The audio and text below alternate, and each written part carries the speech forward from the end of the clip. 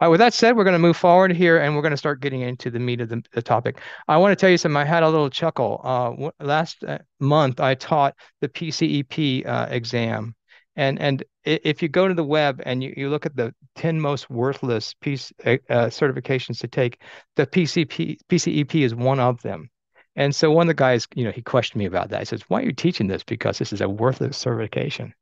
And I said, let me tell you why I'm teaching this. It's because what I'm going to teach next month. Because everything that you need to know to do the programming we're going to do is in the PCEP. Yeah, it's easy. And the programming you're going to learn today is easy. So I want to encourage you guys, don't be afraid of programming AI. It's about the easiest thing you'll ever program. All right. And we're going to walk you through some really great examples. All right, let's talk about LangChain just a little bit. LangChain is a framework for developing application powered by language models. There's a link up here if you want to take a look at it. But really, what it does, what it says, it's going to chain things together. So this business where I'm putting something in an interface and getting a response and putting it in the interface again and getting another response, I don't need to do that anymore. I can write a program that will chain it all together, and I just do it once, and it just continues to work through the workflow for me. I also want to say, as you're going through these docs, pay close attention to things like prompts, because if you want to be a good prompt engineer, you need to figure out on the programming level what prompts are significant. When ChatGPT first came out, someone had a course you paid $100 for, and you could become a masterful prompt engineer. And it was just a ripoff because they didn't know. Because to really understand what a good prompt is, you need to look at the documentation. And so some of the things that are in a good prompt, and this is not all of them, is stuff like the prompt value, the prompt templates, example selectors. I use this a lot. Lots of times when I want to get something from ChatGPT, I says, here's an example, give me something like it. Another thing you see a lot is the system level prompt. This is the personality of the responder. You might want something that's very complex, but explained as a 5-year-old. You can tell it to do that. Another one, which I love, is an output parser. We're going to see an example on this right now. We have data, and you want that data output in a certain format. You just give it an example of that format and say, put it in this format. And it does that, no programming at all. So it's pretty amazing to see that happen. Let's see. With that said, here's an example of a prompt that's in my work. I typically do a lot of right now, my particular job, do a lot of learning stuff. And so one of my biggest frustrations is these tests are not really systematic. And so it'd be nice to just go take the syllabus of something, have ChatGPT iterate through it and give me back questions, and then take those questions and put them in a bulk loader that I can automatically bulk load up to Udemy without doing all that work. And then here's the prompt that does that. And so let me make this a little bit bigger so you can see it. So the first thing I do in this prompt is I give it a personality as an exam writer. So I give it what level I want it to be at. Write a multiple choice question. So here's my initial prompt. I say 1, 2, 3, 4 as opposed to A, B, C, D because I know the Udemy loader needs 1, 2, 3, 4 from the following topics. So I give a list of topics that I wanted to iterate over. No for loops here. It's just telling it what I wanted to do, iterate over these topics. And then I give it right from Udemy the example, okay, the example of the format I want the data to be outputted to. So let's take this into ChatGPT and see if it works. So I got ChatGPT 4 up, and that's what I run, and I'll paste that in there and I'll run it. But here you go. It's going to throw everything into the code bank for me. There's my questions. And it's throwing all the questions in for me, and it's returning, here's the Udemy format exactly. So all I have to do now is, in a sense, paste this up into the Udemy bulk uploader, or use an API to send it up, and I automatically have my questions being loaded. All right, there you go. So what I'm trying to say is that you're getting programming without programming. You're programming through prompt, which is extremely powerful. Here's another example. And I like this example because it gives an experience that I was not able to do before ChatGPT or without a lot of manual labor. And in this one, I asked ChatGPT, give me the top biblical adverbs. And so it gives me 16 biblical adverbs. Then I say, write a story mixing the mixing the top biblical adverbs so that the story helps me memorize these adverbs. Write the story in English, but use the Greek adverbs. So now I'm actually doing something with ChatGPT that I might not see a lot. You see this sometimes, but it's so work intensive that a lot of people, you don't see it a lot. And so there's a story written in a quaint village nestled between two mountains. There was a young girl named Lena who always dreamt of adventure. One day she found an old map in her grandmother's attic. The map pointed to a treasure hidden Enyo, means above, in the mountains above. Lena decided to embark on a quest to find this treasure. And so it goes through writing this whole thing, mixing these adverbs in. So as you read it, it creates what's called a memory palace. So you can learn these words more rapidly. If I'd had this technology 20 years ago, I would be the next Dr. Seuss. And so you're able to do and build things very rapidly that would typically take hours to do. And that's one of the things I'm finding even in my work when I do stuff that used to take me, days or a month to do, I can now do those typically in just a few hours using this type of technology. But the motivator here is I have to do this and then I have to do that. I want it all done at once, and that's why I would need a program like LangChain to program all this for me so I can just get out of this interface and just create my own interfaces that I can work this with. So that was a little bit about LangChain and why I need it. Let's talk about Hugging Face. So OpenAI is valued at about 20 billion, and Hugging Face is right behind it at 2 billion. And so Hugging Face is a platform with over 120K modules, 20K data sets, 50K demos, spaces. We'll show you what spaces are today. We're going to do a demo real quick on that. And it has an online of people where you can access, collaborate, and help rapidly build ML applications. So it's really super cool. With that said, when you go to the Hugging Face interface, we will do that. You're going to see models, databases, and spaces. We're going to take a look at spaces, and we're going to take a look at the AI comic factory, and we're going to show you how you can look at all the code that's up there. All right, so let's do that right now. All right, cool. And here's some of my applications that we'll be looking at today. And one thing you do, if you click on spaces, you can see there's a ton of applications that have been written by people. And so you may be interested in a specific topic, like maybe you're interested in, let me think of one, comics, AI comics. All right. And then somebody has written a comic book factory. There you go. Now, what's cool about this comic book factory, you can look at this comic book factory and you look all the code. And not only that, you can download the code and you can build your own comic book factory. So it's really pretty cool in that way. So let's go ahead and run this real quick. So if I go back, and you can see I hit app, so I'm on the app. Let's have someone give me a comic book story they'd like to have. So have you ever dreamt of writing your own comic book series? So someone give me a log line or a storyline for a comic book they want to build. No, nerd becomes a superhero. Nerd. Hey, Charles, nerd becomes a superhero. Okay, let's go for that. All right, and I'm going to go here and I'm going to hit go, and it will take a few minutes for it to do that. It's going to generate a story for me. I think what's really amazing about these technologies, the stuff that you would never do or think you would ever be able to do in a lifetime, actually it's right within your grasp.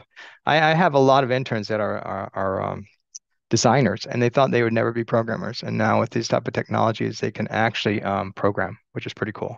Let me catch up on the chat real quick here. Danielle says, Michael, curious, what are your thoughts on Vincuna and Bard? I'm not so much familiar with Vincuna. I am Bard. I think they're good systems. I think what happens is, systems like ChatGPT caught the market. And so people are reluctant to move to another system. And so it really depends on what that system's good at. Some of these systems are really good at certain things and some aren't. As I mentioned, like take Anthropic or Claude 2. That system's really good at dealing with large documents and doing summaries. So you'll find yourself as you move on in this area using a multitude of these different systems. With LangChain, you can it doesn't matter, you can program them all. Here comes your nerd, Charles. All right, you can add captions. Let me see what the captions are. I'm going to do this. All right, Charles. Are you the nerd in the comic strip, Charles? Is this about you? Probably, yes. But look, Charles, you've become Superman with glasses. All right, so this is kind of the thing that I wanted to show you guys, and we'll go back to spaces. And my space is Eagle Lands once. Let me go ahead and put that in. And then you can make your applications public or you can make them private. So if they're private, no one can see them. And so you can work on the application here. And then when they become public, you can publish them. And so we'll be looking today immediately at a simple vectorization. And we'll be talking about that in a moment. And what you can do here, you can see here's the interface. It's a very simple interface. And you go here to the files. Here's the files. And typically you start with a requirements file of some type that tells you what needs to be downloaded. And I just have two simple Python files here, an app file and a utils file. I'm going to discuss that today in detail. All right.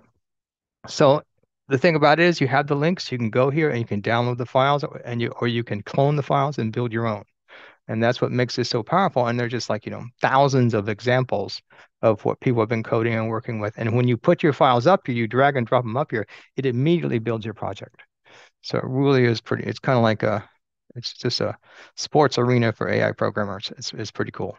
All right. So we talked about how incredible this is as far as this tool, Hugging Face is, and we looked at AI Comic, and then Charles became a superhero from a nerd to superhero. We talked about being able to download the files and using those files to create your own systems, which are amazing. Typically, when we're talking about these type systems, we're actually looking at three things. We're looking at LLMs, which is the large language models. And the idea is I say something, it completes it. Then we have the chat models, the chat GDPs, which have taken us by storm. And you're actually having a conversation that remembers context and you're going back and forth. But here's something that's really cool is text embedding. And this is what we're going to talk about in 2 weeks. And that is the ability to bring in a knowledge base that doesn't have to be trained. And this is where, you take a PDF and you bring it into a vector database and you talk to it without it being trained in your LLM, which kind of caught me by surprise. So I have a background in neural nets, and so I'm always thinking LLM. But I got kind of caught by surprise on the vector database, and I shouldn't have been because it really works on nearest neighbor, and I know about that technology. So the difference is if you're trying to have a voice like Trump or a celebrity of some type, then you'll train that voice using in your LLM. But if you have a knowledge base, say you have like a chat center where people are talking to other people on the phone and you have a large knowledge base of stuff you need to tell them, you could just vectorize all that and have the chat bot answer those questions. And what people are finding is they're getting a higher accuracy with these vector systems in some instances. And so the way these vector systems work is it takes your content and has an embedding model. And there's many different embedding models that Google has one. I think it has 68 vectors. There's one that LangChain uses that has 1,536 vectors. One that Hugging Face uses it has about 368 vectors. So depending on the model, they have different vector sizes. We're going to show you what a vector looks like, and we have a program to show you what it is, okay? And then you take those, you vectorize that data, and you put it into a vector database. And in that vector database, what you do is you have an application that does a query that vectorizes that query, and it does a nearest neighbor. It sees how close it is to other information in the database, and it chats it back to you as an answer. Okay, there you go. Very powerful. Something that kind of, oh, they're doing that. I was so surprised. It comes about 2 months ago when I was working with this. I couldn't believe it, really. And that's what really turned me on when I realized I didn't have to train all this stuff in an LLM because that's very expensive. But using these vector databases are pretty amazing what they can do. And then we're going to take a look at a vector right now. Okay, so we're going to go ahead and open up this application and we're going to look at this vector and we're going to use the token I sent you guys. Okay, so let's do that. So let me go ahead and make sure I get this in the chat. I want you guys to make sure you log into this and see if you can work it. And I'm going to be a little bit vain and ask that you guys leave a like because I'm the only one that left a like. So if you want to leave a like, I would really appreciate it. I mean, there's not much to the application, but I think when we program through it, you'll think, oh, that's pretty cool the way it was done. So if you want to use that application, and what I like about that is it solves some of my problems when it has to do with these tokens. I'm going to go ahead and stick this token in again.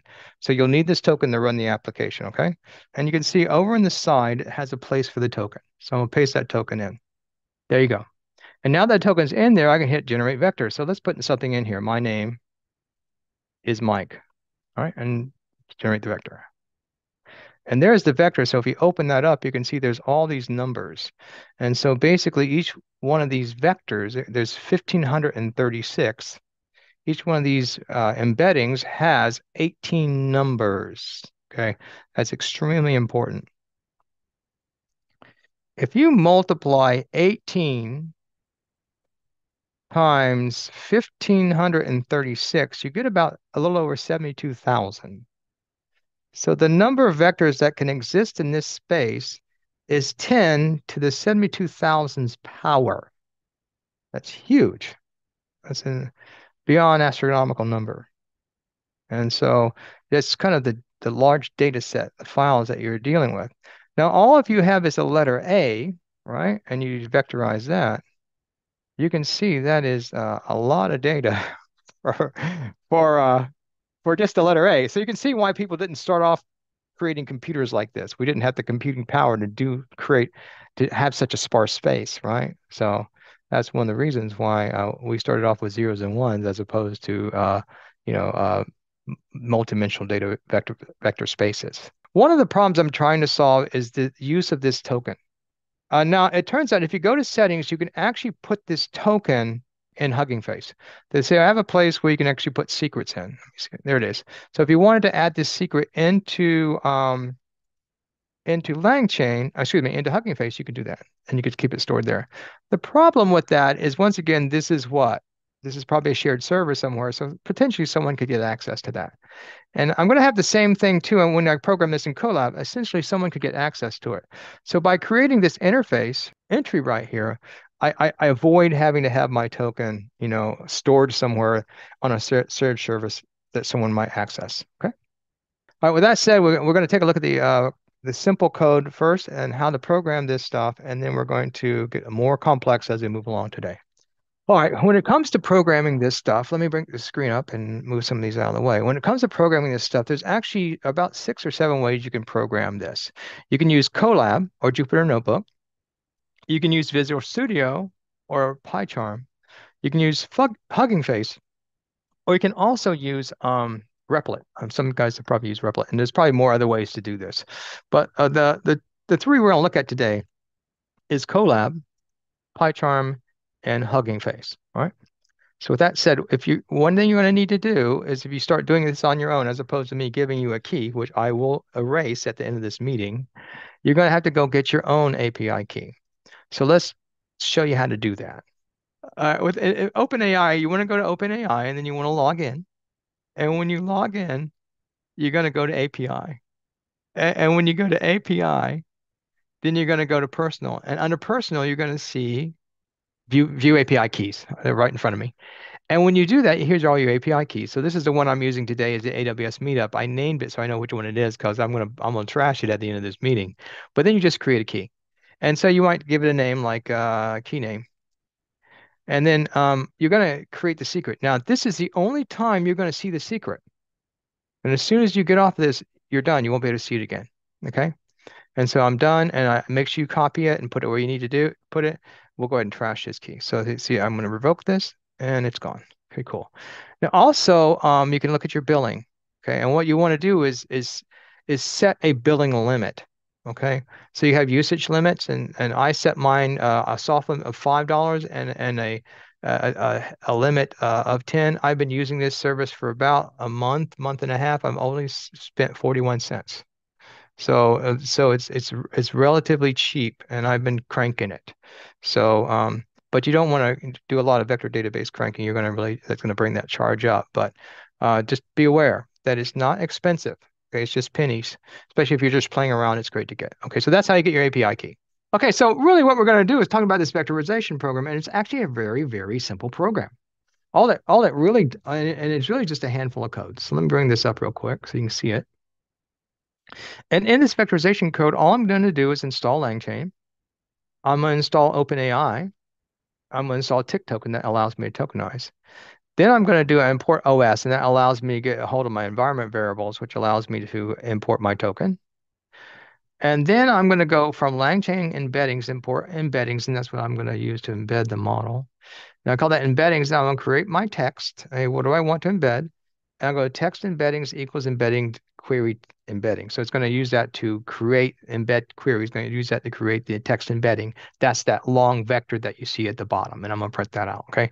Going to do all that in Colab. So I love Colab. And the reason I love it so much is because you don't have to install anything. All of you guys have a Google account. So if you have a Google account, all you have to do is type in Colab, and you immediately can use that to program Python. So it's a good way to get started, and a lot of people get started with Colab. And if you go to Colab, you can see you can just start coding. There you go. All right. With that said, I'll go ahead and show you what I wrote in Colab, and I'll go ahead and gotta grab my key again. So let me grab the key, and let me paste that key in right and Colab right here. Okay, so there's the key. So the first thing I did the pip install, and I put a dash dash quiet. You can put a dash Q, and that will install LangChain. Then I put in pip install OpenAI, and that installed OpenAI. Now, the reason I use quiet, because if you don't use that, what will happen is it's be verbose, and you're gonna see all this stuff is gonna get installed. And if I don't want to see that, then I can put a dash Q or a quiet on it. All right. And it'll do it where it won't show all the, it won't be verbose. Then the next thing I want to do is I want to install the tick token so I can tokenize. At that point, I'll put my OS so I can get a hold of these environmental variables. And what do I not like about this? Why do I not like putting my variable here? Anybody know? Environment variables are insecure. Right, it's not my server. It's now on someone else's server. So I hate that. So just be aware you're playing around with this and it's not on my server. So there you go. And then the next one, here's my from LangChain dot embeddings. That came from the import of LangChain. Import OpenAI embeddings. That's going to allow me to do the vector embedding. That's that model that has 1,536 embeddings. And then I'm going to give it the text I want, and then I'm going to run it. Excellent. With that said, I'll do the text embeddings and then I'll print it. Okay, so let's go and run this. I'm not sure if I'm going to run these again. Run these again, and then let's run this and see if I get it. Yep, and there's my vector embedding, and there's my 1,500 embeddings. All right, there you go. That's pretty cool. Now, that's great, but I don't like this, right? Let me get rid of that. And I don't like the fact that I have to do all this manual hand coding. So I want to make this automatic so I can actually build that little interface that you saw in Hugging Face. So let's do that. So the next thing I'm gonna do is I'm actually gonna go to um, uh, PyCharm. Now, when I do that and I write the code, you're gonna see this. And oh boy, that's a lot to go from here to there. You might be going, really? But the reason you're doing all that is because you're actually working on that interface. And the interface that you can use to program this is something called Streamlit. So let me explain how this goes. When you create an application in Hugging Face, so let's do that right now. I'm going to go to Hugging Face and I'm going to start building an application. So if I go there and I go to Hugging Face, I'm done with this. Okay, I can leave that. We're done with that. And I want to build an application in spaces. I'll click on that. I'll hit create new space. And I can give this app a name. And when I do that, I have options for the interface. I can use something called Streamlit or Gradio. And so if you're familiar with something like Twitter Bootstrap, right? This is kind of like that. And Streamlit and Gradio are really nice. It allows you to build uh, these application interfaces very rapidly.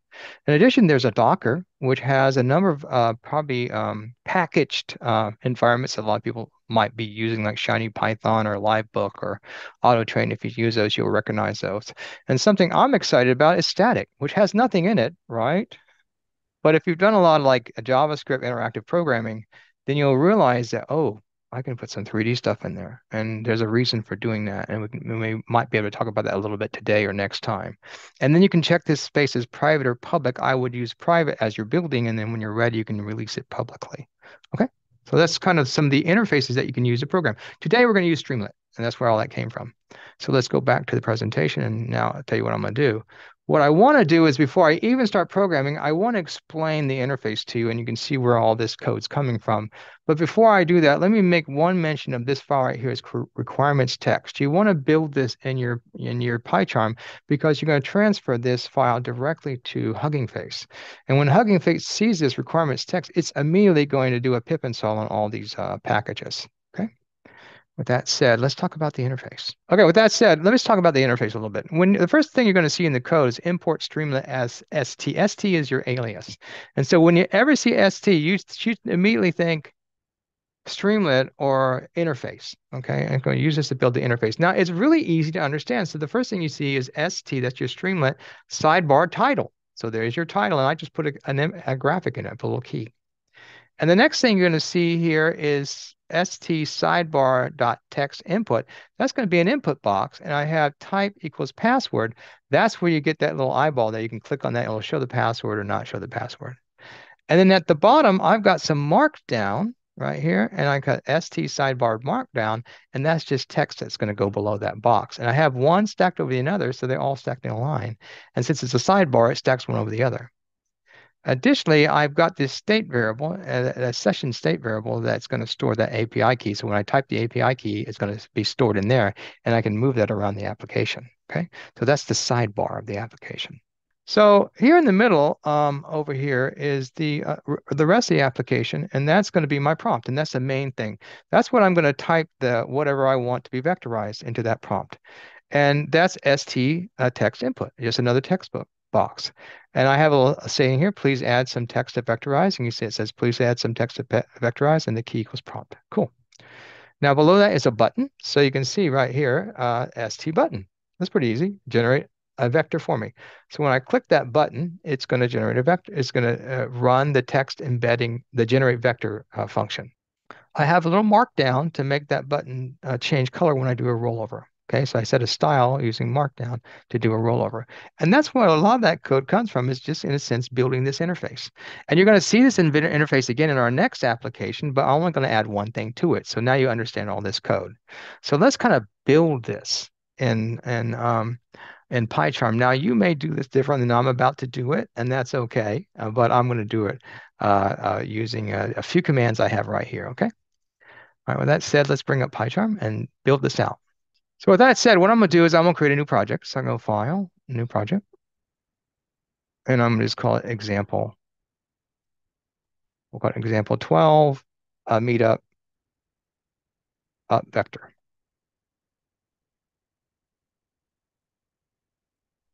Okay, so I'm going to create that. Now, I'm really not going to need this main function, so I'm going to just delete it. And I'm going to create my own functions, okay?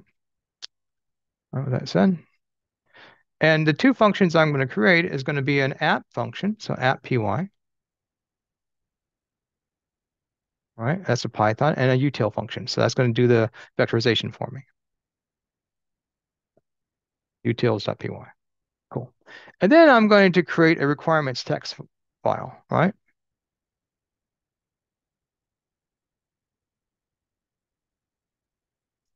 And what I'm going to put in that requirements text is all the stuff that I'm going to be loading, all right? LangChain, OpenAI, tick token, make sure you don't spell anything wrong, because it'll let you know if when you try to build it, and Streamlit. Cool. And that's all fine. Now I need to set my environment. Okay. So let me do that. And so I'm going to do my little Python 3 trick where I create an environment for these loads. Okay. So let me go ahead and do that. I'm going to bring up my terminal. I'm going to paste that in the terminal and going to run that. And I'm getting a little environmental folder that I can actually put everything in. And now I can kind of run this and load everything into that environmentals folder. Let's see. There it is. There's my environmental folder. So let's go ahead and run that. So the command that you'll use for that is pip3 install -r requirements text. And it will take everything in that text and in that requirements folder and install that for you. So let's go that pip3 install -r requirements. That's .txt. Now cross your fingers that I didn't make a mistake. And so it's starting to do the install for me. Excellent. All right, cool. If you open that up, you should start seeing some of these packages in there. Let's see what I have in there. Okay, so I made a mistake. I need to activate this package. So I'll go source, my env /bin/activate. So a little bit of nonsense going on here. Okay, cool. I am on a Mac, by the way, if you guys are wondering. Let's do that, make sure the install is done. There you go. Yep. I knew something wasn't working right. Now, I'm not going to type all the rest of the code in for you guys. What I'm going to do is I'm actually going to go to Hugging Face and get that code. And this is a skill set I actually want you guys to learn. And that's to be able to go into these different repositories and pull code that you need, right? To build what you want to build. Because really the best way to learn something is take an application kind of like what you want to build and see if someone has built something like it. Build that and then augment it to build what you want. And that's the best way to get started. With that said, I'm going to take a look at the vectorization code. We're going to go to files where it gives you all the code. So you can look at it. I'll take my app code. I'm just going to copy all this code. Look at that. All right. And I'm going to paste that in to PyCharm. So I'm going to app. I'm going to paste that in.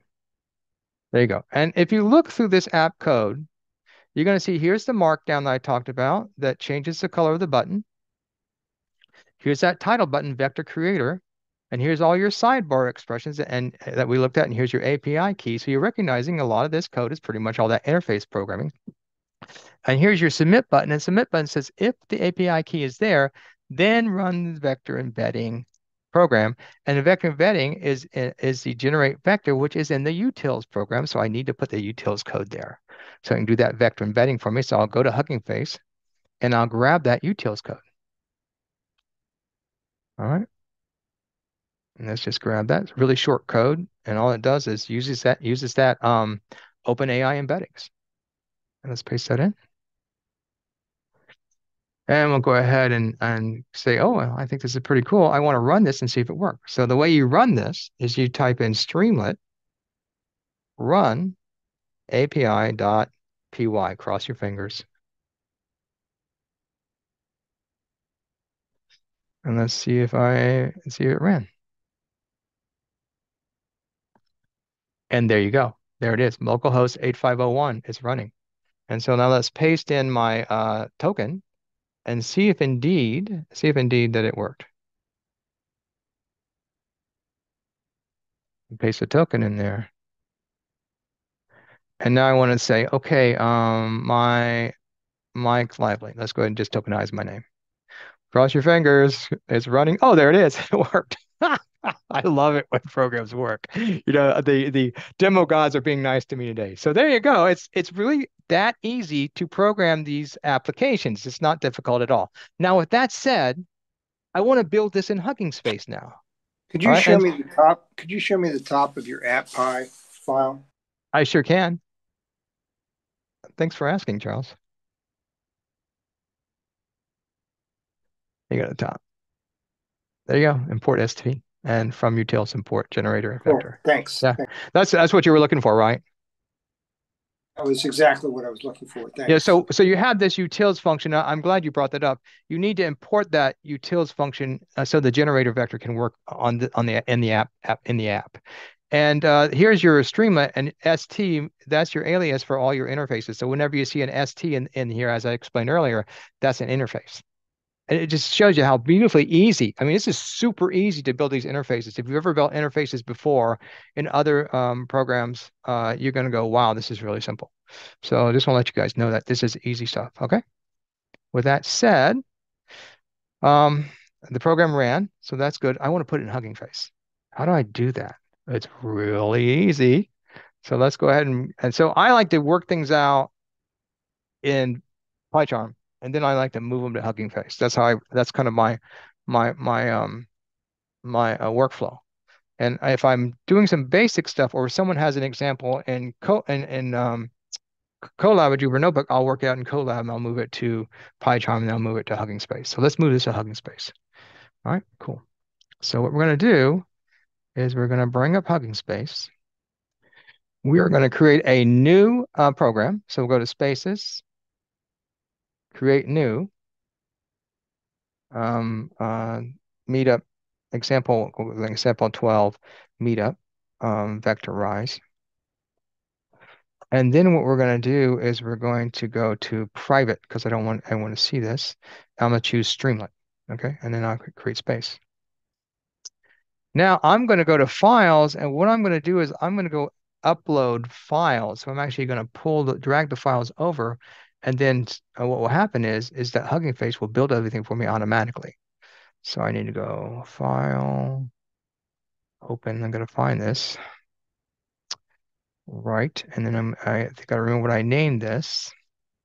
It was example 12, meetup vectorization. There's my files right here.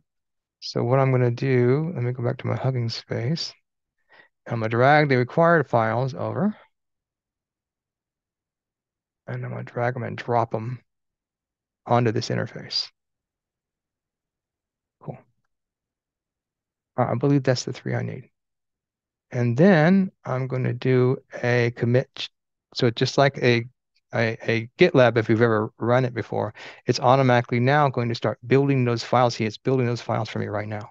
That's how simple it is to go from PyCharm to Hugging Face. And it's building that application for me. You can watch it build. And since it ran in PyCharm, it will most likely will run in Hugging Face. Are there any questions so far? And then the API key is what actually allows you to communicate with the open AI vector vectors, When basically. when you're running that large language model from OpenAI, that's what the API key is for. Yeah. And so I'm using it to vectorize, and so it's going to need that API key to do that. Yeah. All right. It says it's running. Let's take a look at the app and let's see what we got here. There it is. It's nice when it runs. Now, if I try to run it without a key, it's going to go, oops, provide a key. Then if I paste the key and I let's grab it here. I take the key and I paste it in. All right. And I go, hey Mike, vectorize that and vectorize this. Cool. Work perfectly. So it's that easy. Okay. So these interfaces to work with. Now we've got about 15 minutes, and in 15 minutes, we're going to do the next application. And the reason we're going to be able to do it in 15 minutes is because the setup's the same. We're going to only add a few pieces of code.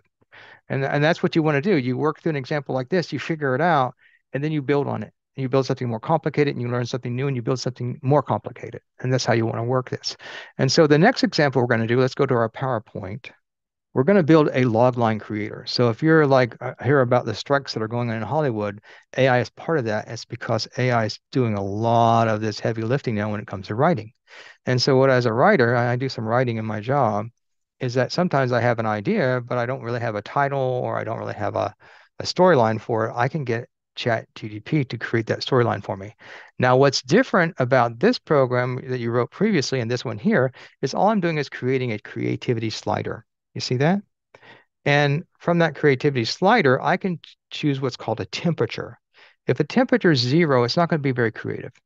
If the temperature is 1, it's going to fish around that nearest neighbor. It's going to give me something very creative. And so 5 is kind of in between. 0.7 will give you something pretty creative. So the temperature, you'll hear about that when it comes to these chats, 0 to 1. Okay, cool. And it's pretty much all the same thing. Here's your input. Here's your markdown. Here's your input up here on this side. This is the sidebar. Here's the main. And then once again, you're going to have an output. Almost the same type code setup. You're going to add a little bit of code, and I want to walk through what this code does. This is what a lot of us are looking for, and this is what LangChain is kind of good for. And that's simple sequential chaining, or chaining things together. And so in this case, what I'm going to do is I'm first going to set up my large language model. And I think there was a question, why do I need that API key? See that API key right there? I need that API key to run that LLM from OpenAI. So you can see it in the code right there. And I'm actually going to use the model GPT 3.5 Turbo. So you can change models, right, and run different models. So what I'm going to do is I'm going to create 2 chains, a first template and a second template. And I'm going to use something called simple chaining to chain these templates together. So basically, the input from chain 1 will go into chain 2. And so I could have a chain 3, chain 4, chain 5, and I just take the input from one and put it into the other and put it into the other. Now, as you get more advanced in this program, you could create what's called an action agent, which could divert your chain to do something else. We won't do that at this point. It's just simple chaining. And once all this is done, you're going to run your chain and get a return of a title and a log line. So let's go ahead and run this program. I want everyone to actually go there and run this program and put in their idea for a movie. So let's go ahead and do that together. And please leave a like. So we're going to go ahead and go to that link real quick and run this program. So I'm on Hugging Space. I want everyone to go there, and then you want to go ahead and just put the link, put in the token, just like the other one, and choose a temperature. I use 0.5, and someone give me a good story idea. What's a great story idea to put in here? Nerd becomes superhero. Okay, nerd becomes okay. Here we go. Superhero. We'll do it again. All right, let's do it. And we'll put it in there, and we're gonna hit generate logline. And what's it gonna do is gonna give me a title, and it's gonna give me a storyline. Okay, the rise of the nerd hero. From Greek to hero, the rise of protagonist name. A socially awkward Greek discovers hidden powers and transforms into a beloved superhero, uh, facing personal and external challenges along the way. Boy, with just a few changes, haven't we gone a long way from vectorization to actually something you might use on the job? Especially if you're writing, if you're in the Writers Guild and you're not protesting. Okay, someone give me another one. Sympathy for the devil. Okay, let's do that one. That's John gave me that one. Sympathy for the devil. Okay, let's do that one. Okay, let's see what happens. Yeah, Ryu, hey, yeah, thank you for the comment. Ryu put a comment on how he's doing paths and scripts. Yeah, I mean, guys, let me just tell you, I appreciate those comments because not everyone does this the same way, and I actually learn more from you guys than I think I teach you sometimes. And so this is really good to see these comments. Thank you. I'll grab that comment as well, Ryu. Thank you for that comment. All right, let's see what sympathy for the devil gave us. Let's see what that gave us. It said the name of the story is Soul's Redemption. Wow. A tale of the devil's sympathy, infernal harmony. All right. When a fallen angel is given a chance at redemption, he must confront his haunting past and navigate a treacherous underworld to save his own soul and those he once damned. That's wonderful. Oh, Jeepo's got one. Programmer fighting GPT-10. Yeah, I got that one. I'll put that in. GPT-10 trying to steal his job. Okay, there you go. I'm still worried about GPT-5, but we'll go to 10. All right, let's put that in. Let's see what it says. All right, the code conquest, programmer versus GPT-10. In a dystopia future, a brilliant hacker known as the Code Crusader must assemble a team of rebels to wage an epic battle against the tyrannical, bot overlord who is using advanced artificial intelligence to control and manipulate the world's population. Very good. Very good. Let's go back and Yep, take a look at sounds the accurate. yeah, isn't that cool? I mean, it's really kind of like, wow, right? Don't you think so? That's pretty much why you put a little description. You're not much, and boom, here comes a nice title, and here comes, okay, Daniel's got one more. We'll do one more. AI eventually evolves into crabs like everything else.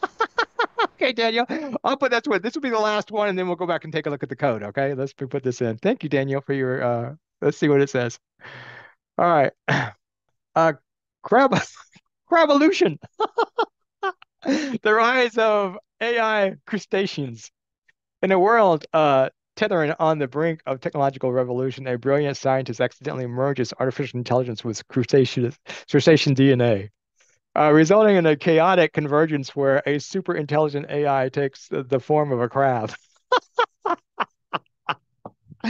leading to unexpected consequences, of course, and an epic battle for control over the future of humanity. Very, very, very good.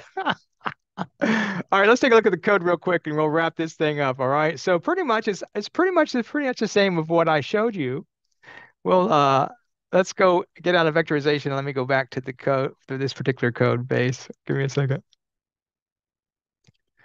And thank you for the laugh. That was just great.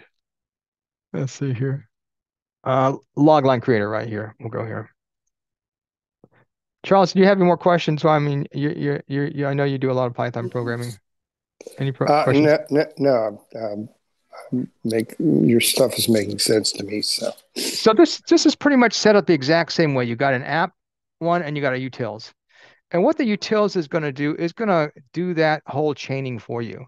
It's going to have your first chain with what's called a prompt template. And a prompt template is kind of like when you use the F in front of a statement and you want to insert, something in brackets. Okay, so that's your prompt, and that's what it does for you, but it's a little more versatile.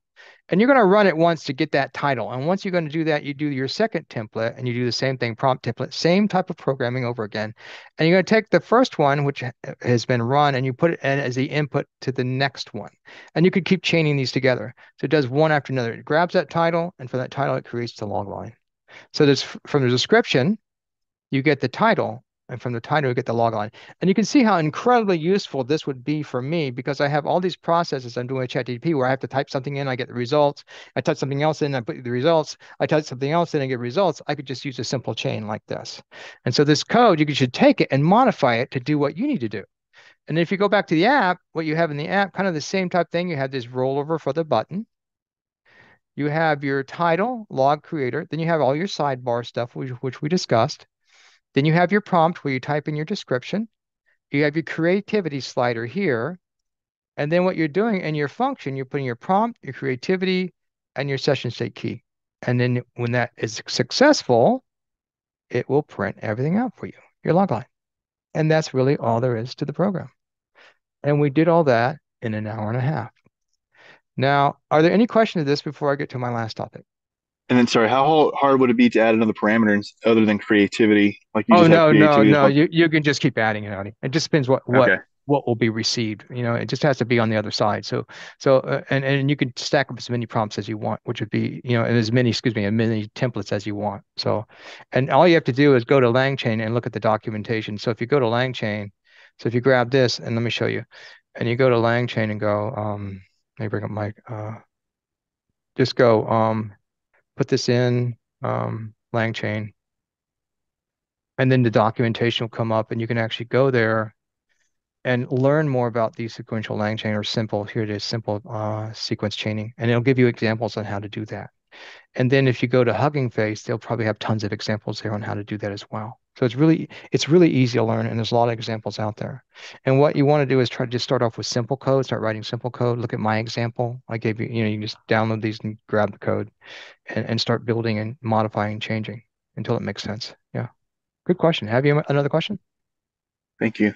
No, no, it's really, really, I got to tell you, of all the program I've done in my lifetime, and me and Charles have done a lot, this is probably the easiest program I've ever done, programming I've ever done. All right, with that said, I want to give you guys a few things to help you keep going. We got a few more minutes, a couple of minutes. Um, I love I mentioned the HTML static piece and there's something that's come out called the chat dev where you create a team of programmers and administrators that walk through a project and do that with you. They all have different identities and they do different things and you help them through or you're part of that team. And so this type of thing is going to involve where you have Scrum teams where you actually as chat GPs or these type of chat bots are part of those teams. So you might spend a lot of money on making a team cross-functional, where now with ChatGPT you have a knowledge base you would not necessarily have or be able to get, so that you can see it's coming. With that said, there's a lot of details in installing that one. Don't worry about it. But if you want to learn more, I wanted to give you some good courses to take. Now, these are Udemy courses, and I always say this, before you go out and buy, wait for the deals. So one day the course may be $124 and the next day they run a deal that's 19. Okay. So make sure you wait for the deals. Now there's two really good courses in this area on Udemy. One is by Avinash Jain. It's only 1 hour, but he goes through the entire ecosphere of LangChain. And then there's Sarath Raju. He has a few courses out there. This is a 10-hour course, but he does a lot of programming and some Hugging Face. So if you want to learn more, these are the courses you want to go and visit. Then if you want to beef up your Python a little bit more, I had to hit it one more time. Here's a PCEP by Adrian Welch. That's all you're going to need to program this technology. So what we'll do next time, I want you guys to go do your homework. I want you to take some of these courses, at least take Avinash's courses and learn some of this stuff. And then next, when we get that together next time in a month, in 2 weeks, excuse me, we're going to do vector databases, which is really super cool. You're going to see some stuff that you're going to go, wow, I didn't know I could do that, right? You're going to be able to scrape websites, pull in data, pull in documents, and talk to them, ask them questions as if you were pulling it off of ChatGPT, but you're not. You're pulling it from a vector database. Yeah. All right. That's what I had for today. And we're right on time. So are there any questions? I'm going to hang out here for a while. I'll take your questions and we can chat as much as you want. Yeah. Thank you, Tim. Appreciate it. Please go like those applications. I got one like. So when you go back and review them, please give me a like. I think there are good frameworks to start with, but obviously, as you go through some of this curriculum, you're going to see other stuff as well. Yeah. Cool. Thanks, Sri. Appreciate it. Thanks for coming. Yeah, there's a lot, but it's easy. So I just want to keep telling you that, guys. This is the easiest programming I've ever done. Yep, yep. I'll put this video up for you guys to go back and look at. Yeah.